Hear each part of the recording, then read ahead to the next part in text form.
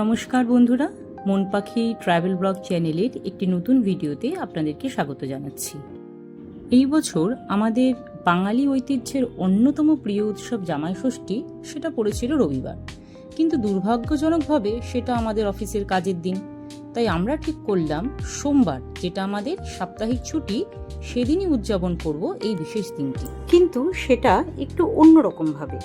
আর সেই ভাবনা থেকেই এবার আমরা সপরিবারে একদিনের জন্য একটা ডে আউটিংয়ের ছোট্ট ট্রিপে বেরিয়ে পড়লাম, শুধুই আপনজনদের সঙ্গে কিছুটা সময় কাটাতে আর একটু নিরালা খুঁজতে। এই ভিডিওতে আজকে থাকবে তারই বিশদ বিবরণ, আর ভিডিওটি সম্পূর্ণ দেখার পর আপনাদের কেমন লাগলো সেটা কিন্তু আমাকে কমেন্ট বক্সে জানাতে একদম ভুলবেন না। সকাল 8:30 নাগাদ আমরা 5 জন মিলে যাত্রা শুরু করলাম। এই যাত্রায় ছিলাম আমি, আমার হাজব্যান্ড, আমার বোনের হাজব্যান্ড, আর আমাদের সঙ্গ নিয়েছে আমার ভাই। যদিও তার এখনো বিয়ে হয়নি, বহু দেরি, কিন্তু তাও সে আমাদের সঙ্গ ছাড়বে না, একদিনে জামাই হবে নাকি, তো সেই জন্য সে আমাদের সঙ্গে গিয়েছে। মাঝ রাস্তায় আমরা পেলাম NH2 ধাবা। সেখানে আমরা সকালের চা জলখাবার সেইগুলো ব্যবস্থা করে নিলাম। সৌনক নিয়েছে ব্রেড অমলেট, আর আমার ভাই নিয়েছে আলুর পরোটা। এই আলুর পরোটাটা কেমনভাবে যেন একটা কেটেছে, দেখতে বেশ ভালোই লাগছে। ব্যাকগ্রাউন্ডে চলছে খুব সুন্দর 90s গান, কিন্তু কপিরাইটজনিত কারণের জন্য আমরা সেটাকে এখানে দিতে পারলাম না। আমিও নিয়েছিলাম ব্রেড অমলেট, আমরা বাকি সবাই ব্রেড অমলেটই নিয়েছি।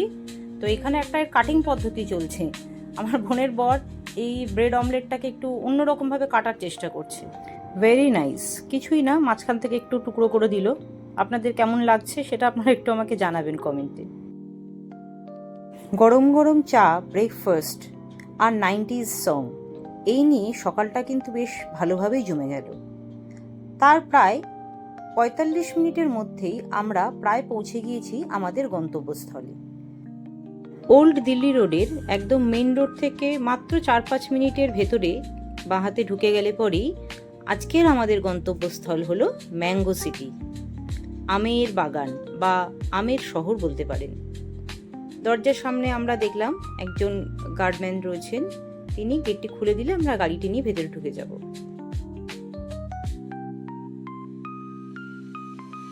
মেন গেটটি খোলার সাথে সাথেই গেটের বাইরে থেকেই ভেতরটা দেখেই এক ঝলকে মনটা খুব ভালো হয়ে গেল।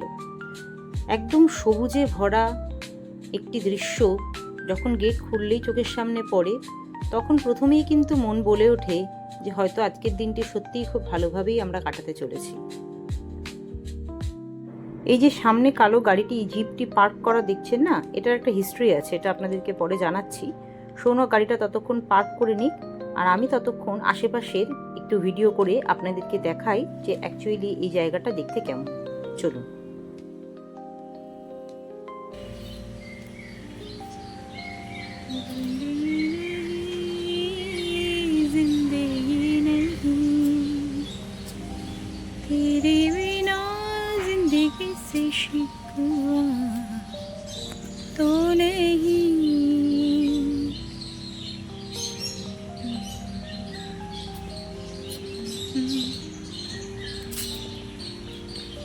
প্রচুর আম গাছ, আমগুলো মনে হচ্ছে সব পেরে নিয়েছে। এইগুলো তো ছোট ছোট মুকুল হয়েছে কিছু এই আম গাছগুলোতে।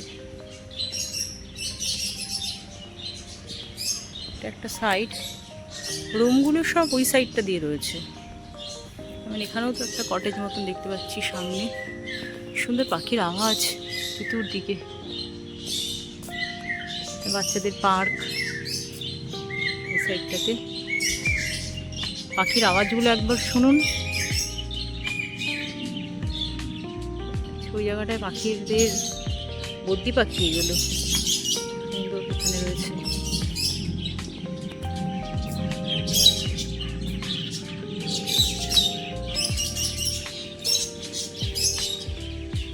এটা যেমন একটা কটেজ। রুমগুলো পরে দেখাবো আলাদা করে, সবে ঢুকেছি, একটু বাইরেটাই দেখতে এত ভালো লাগছে।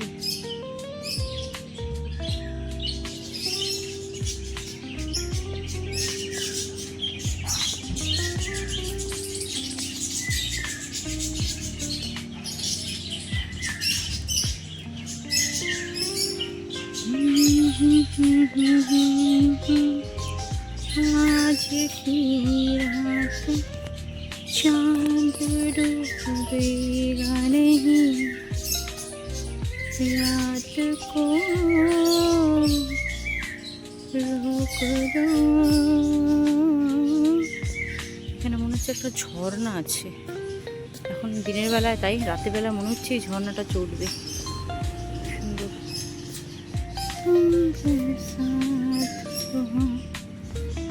मंजिलों की कमी तो नहीं।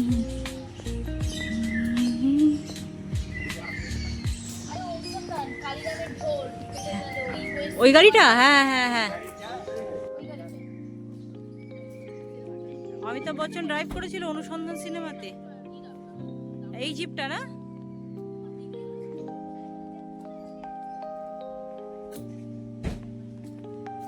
অমিতাভ বচ্চনের মতন লম্বা মানুষ এইটুকু একটা গাড়ি চালিয়েছিল, ছোট্ট একটা গাড়ি। মা কত জবা ফুল হয়েছে, জবা ফুলের গাছটা দেখো একবার, জবা ফুলের গাছটা দেখো একবার, জবা ফুলের গাছটা একবার দেখো। অনুসন্ধান কালিরামের ঢোল দেখিস নি? হ্যাঁ, হিন্দিতেও আছে তো, ওই সিনেমাটা হিন্দি ডাবিংও আছে। এই গাছে হচ্ছে তো সবাই আম ধরেছে, প্রচুর আম ধরেছে। বড় বড় গাছগুলোতেও তো সেরকম বেশি আম নেই, ভেতরে কোথাও আছে কিনা দেখতে হবে পরে, ওই দিকটার সাইডটায় কি ওখানে কোনো আম আছে কিনা। তবে এই গাছগুলোতে তো ছোট্ট একদম গোড়া থেকে এইটুকু, তাতেই কত মুকুল ধরেছে, পরে হয়তো এগুলোতে আরো ভালো আম হবে।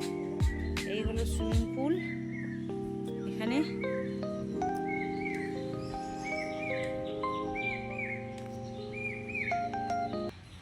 সুইমিং পুলের ধারে এই যে রুমটা, এটা আমাদেরকে অ্যালট করা হয়েছিল, পরে আপনাদের দেখাচ্ছি।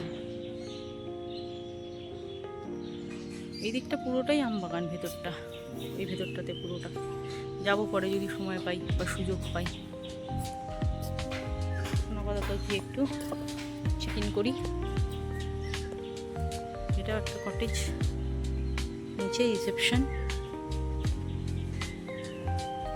এটা তো একটা কি সুন্দর ঘাস দিয়ে করা, এটা কি ও রেল ইঞ্জিন টাইপ কিছু একটা, এটা বেশ দারুণ লাগে দেখতে।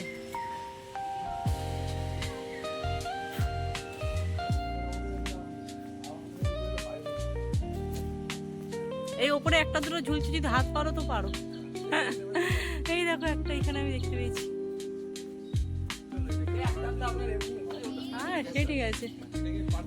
আরে মানে এটা এক সেশনের আম বেরিয়ে গেছে ওদের, এখন আর নেই, এর পরের সেশনের আম আবার পরে হবে।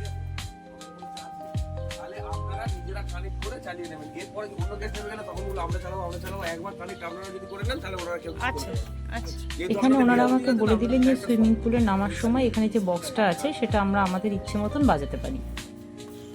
হ্যাঁ হ্যাঁ ঠিক আছে ঠিক আছে, চলো go to the room first. এই হলো রুম। রুমটার ভেতরে যেন শান্তি পেলাম, ঠান্ডা একটু রুমটা। বেড,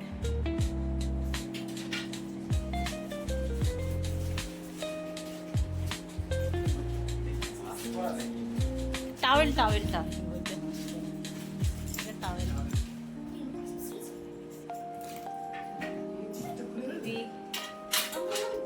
বাথরুমটা দেখি একটু আগে। বাথরুমের লাইট,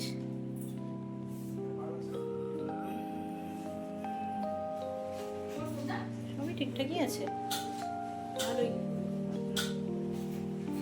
এখানে সমস্ত রুমগুলোর নামই বিভিন্ন রকম আমের নাম অনুযায়ী। আপনারা যে রুমটি চাইছেন বা যতজন আসবেন সেই অনুযায়ী রুম বুক করতে পারেন নাইট স্টে বা ডে আউটিংয়ের জন্য।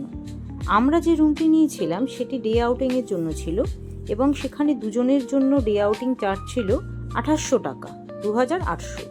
এক্সট্রা পার্সনের জন্য পার হেড 300 করে। তো যেহেতু আমাদের টোটাল 5 জন ছিলাম, তাই আমাদের 2800-র সাথে আরও 300 টাকা করে তিনজনের, মানে 900 টাকা এক্সট্রা দিতে হয়েছে।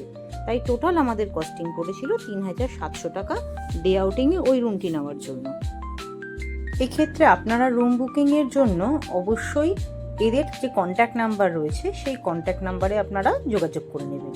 ডেসক্রিপশানে কন্ট্যাক্ট নাম্বার দেওয়া থাকবে, এছাড়া আপনারা গুগল লিস্টিং থেকেও কন্ট্যাক্ট নাম্বার বার করে নিতে পারেন। তবে একটি বিষয়, আমরা এই যে রুমটি নিয়েছিলাম এখানে কিন্তু বাথরুমে মিরর থাকলেও রুমের মধ্যে কোনো ড্রেসিং টেবিল আমি দেখতে পাইনি এবং কোনো মিররও ছিল না, যেটা একটু অসুবিধাজনক। রুমে আসার পরেই ওয়েলকাম ড্রিঙ্কস নিয়ে তারপরে সামান্য একটু রেস্ট নিয়েই এরা সবাই নেমে পড়েছে সুইমিং পুলে। আমিও নামবো, তার আগে একটু সুইমিং পুল এবং আশপাশটা একটা ভিডিও লুক আপনাদেরকে দেখাতে চাইছি। এই রুমটা যেটা আমরা নিয়েছিলাম তার পাশেই সাউন্ড সিস্টেমটা লাগানো রয়েছে। এই আমার বোন এখানে দাঁড়িয়ে দাঁড়িয়ে হাসছে। আর এরা দুজনে তো অলরেডি নেমে পড়েছে, দুই জামাই, ভাই এখনও নামেনি, একটু পরেই নামবেও, আমিও নামবো। ব্যাকগ্রাউন্ডে চলছে দারুণ একটা খুব সুন্দর গান, কিন্তু কপিরাইটের জন্য সেই গানটা এখানে দিতে পারছি না। এরা দুজন এখন মনে হচ্ছে সুইমিং কম্পিটিশন শুরু করে দিয়েছে সুইমিং পুলের মধ্যে। এরপরে আমিও এবারে আস্তে আস্তে নেমে পড়লাম সুইমিং পুলে, আর ধৈর্য রাখতে পারলাম না, অনেক ছবি তোলাতুলি হয়ে গেছে। ক্যামেরাটা ভাইয়ের হাতে দিয়ে এবার আমি নেমে পড়েছি। আমি তো একেবারেই সাঁতার পারি না, আর আমাদের উজ্জ্বল হচ্ছে বড় সাঁতারু। আমাকে কিছুক্ষণ চেষ্টা করলো সাঁতার শেখানোর, আমি ওই পাটাকেই একটু ঝাপাঝাপি করলাম, তার বেশি আর কিছু করতে পারলাম না। করতে গিয়ে ডুবেই প্রায় যাচ্ছিলাম, তা ও তখন দেখলো যে না, এ আর হচ্ছে না, ও হাল ছেড়ে দিল। আমরা নিজেরাই একটু জলের মধ্যে নিজেদের মতন করে আনন্দ করতে শুরু করে দিলাম, এরকমভাবে পাগলামো শুরু করেছিলাম। তবে এক্ষেত্রে আপনাদের কয়েকটা কথা আমি জানিয়ে রাখি যে সুইমিং পুল ওরিয়েন্টেড ব্যাপারে। এদের এখানে এখনো পর্যন্ত সুইমিং পুলে সুইমিং কস্টিউমের কোনো ব্যবস্থা নেই, তাই আপনি বাড়ি থেকেই সঙ্গে করে নিয়ে যাবেন। আর এদের এখানে আরেকটা জিনিস যেটা দেখলাম, যে এদের কিন্তু সুইমিং পুলে ড্রেসিংয়েরও কোনো রেস্ট্রিকশনস নেই। অনেকেই দেখছি সালোয়ার পরে হোক বা এমনি কটনের ড্রেস পরে হোক তারা নেমে গেছে সুইমিং পুলে। যাই হোক, সেটা আপনারা একটু আপনাদের সুবিধা মতন দেখে নেবেন। আরও একটা ব্যাপার, এদের কিন্তু সুইমিং পুলের মধ্যে সুইমিং টিউবের কোনো ব্যবস্থা নেই, তো সেটাও আপনারা একটু মাথায় রাখবেন। সুইমিং পুলের ধারে খাবার দাবার অ্যারেঞ্জমেন্টের ব্যবস্থা রয়েছে, আপনারা চাইলে বিভিন্ন রকম স্ন্যাক্স সুইমিং পুলের সামনে বসে খেতে পারেন এবং সুইমিং পুল এনজয় করতে পারেন।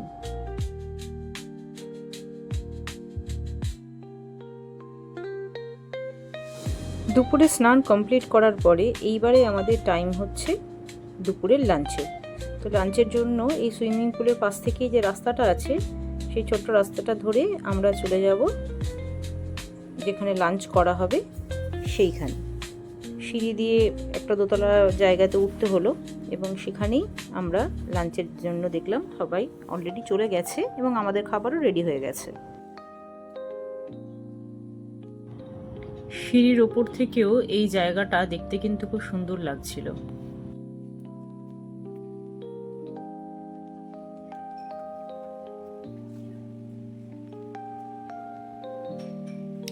দুপুরের লাঞ্চের জন্য আমরা 5 জনেই চলে এসেছি রুমে। তো এখানে আমরা নিয়ে নিয়েছি ভাত, ডাল, বেগুনি, স্যালাড, পটলের তরকারি, চিকেন আর কাতলা মাছের কালিয়া নিয়েছিলাম, কালিয়া না ঝাল এরকম কিছু একটা আছে। আর উজ্জ্বলের জন্য নেওয়া হয়েছিল পমফ্রেট মাছ, যেহেতু বলেছিল পমফ্রেট খাবে। বেগুনিও আছে তার সাথে, আর মিষ্টি পাতের চাটনি তো ছিলই, তার সাথে দই মিষ্টি। উজ্জ্বল মিষ্টির বাড়িটা নিয়ে ভাবে আমার ক্যামেরার সামনে ঘোরাচ্ছে। যাই হোক, তো এই সব কিছুর মধ্যেই আমরা মিলেমিশে সবাই মিলে খাওয়া দাওয়াটা দুপুরে তাড়াতাড়ি সেরে নিলাম।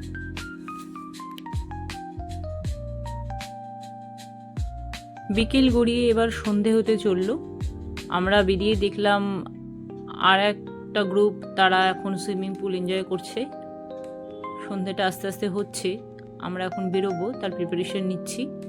সৌনক গেছে কাউন্টারে পেমেন্ট করতে দুপুরের খাওয়া দাওয়ার বিলটা। দুপুরের খাওয়া দাওয়া আমাদের 5 জনের মিলে প্রায় ওই 2500 থেকে 2700 এরকম কিছু একটা পড়েছে। তার মাঝখানে আমি একটু সন্ধেবেলার সিনিক বিউটিগুলো একটু ক্যামেরায় ক্যাপচার করার চেষ্টা করছি আর কি। চলুন, বেরোনোর সময় হয়ে গেল। ফেরার পথে তখন প্রায় সন্ধ্যে 7:30 বাজে আমরা এসে পৌঁছালাম ব্লু লেক এই নামক রেস্টুরেন্টে। এটা ওল্ড দিল্লি রোড থেকে মানকুণ্ডু স্টেশনের দিকে যাওয়ার পথেই পড়ে।